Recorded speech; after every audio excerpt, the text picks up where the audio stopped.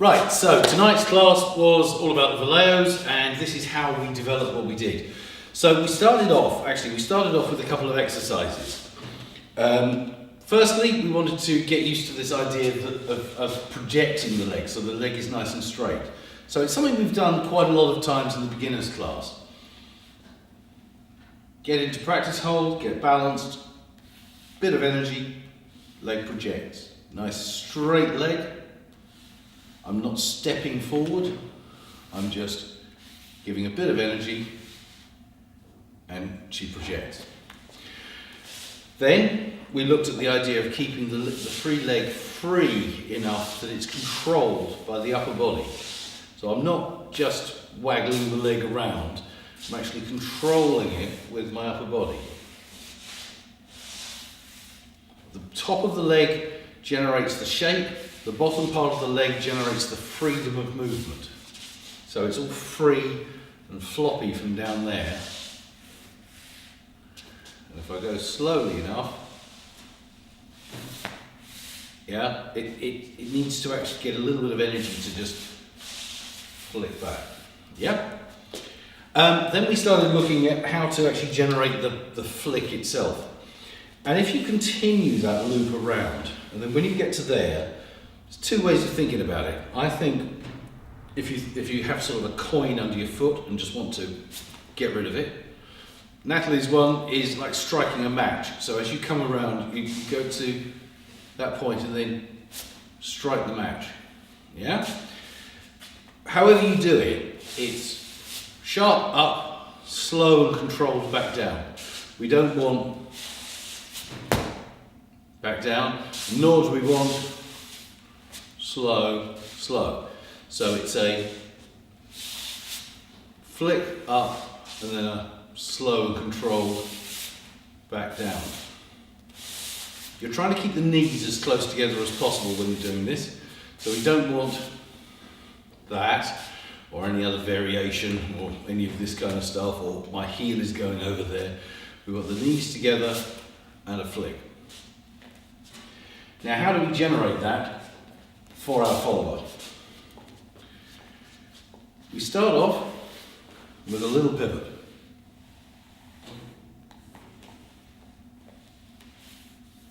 Yeah?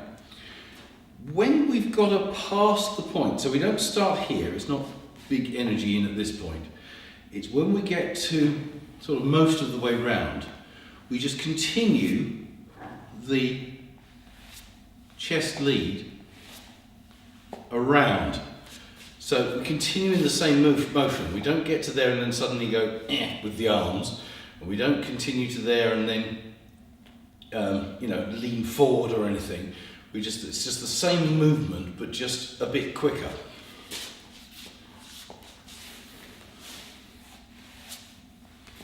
Followers, you want to keep the leg nice and free. So you feel that little bit of energy. You don't know it's coming. So as you get to there, you just get that little bit of extra energy and it flicks. Think about your body being like a corkscrew or a spiral or something. So if we do it in nice slow motion, I turn her shoulders, her hips then turn to follow and the legs go with.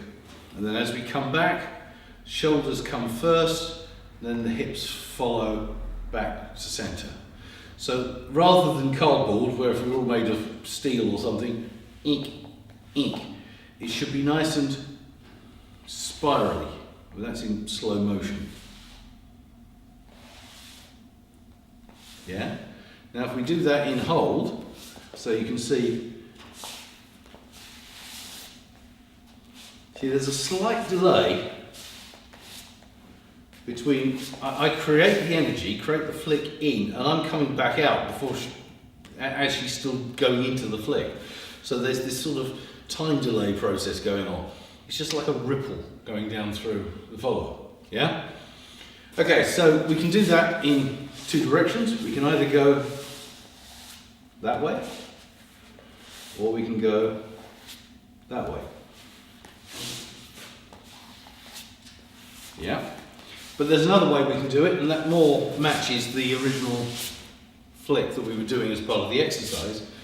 If we lead into a back ocho, Still lead, as rather than, we're not saccadering here to put her into a cross, we're just leading a normal back ocho.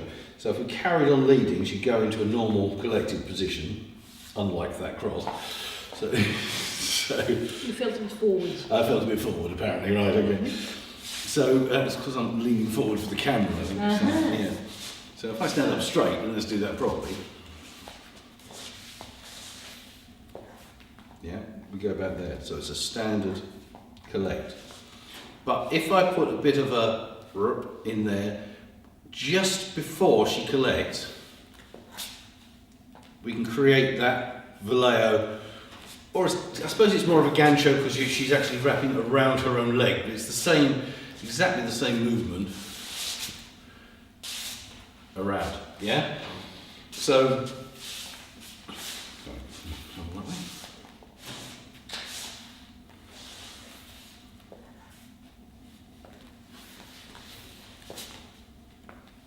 yeah?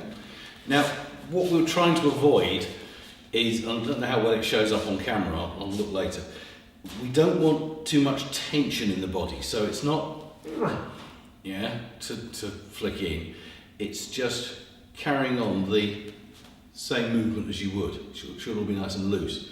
And from the follower's perspective, what you don't want to do is get into that and then go and really tense up. Just everything should flow. Yeah? Keep on axis. Imagine your spine is the pivot around which everything has to rotate and move. So don't bend it as you're doing it. So as you do the boleo, don't be tempted to go back there. That will hurt. So just keep everything nicely centered on the spine, and all will be good. And I think that was about it, wasn't it? Bending backwards. Yeah, no bending backwards. Keep your axis where it normally would be, and yeah, I think that was it. Brilliant.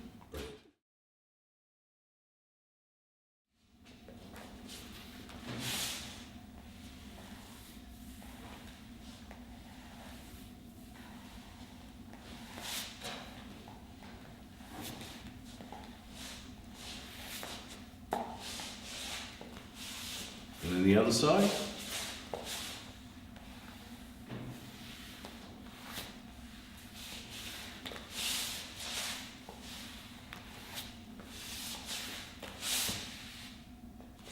And then we did a boleo around the follower's own leg. So for example,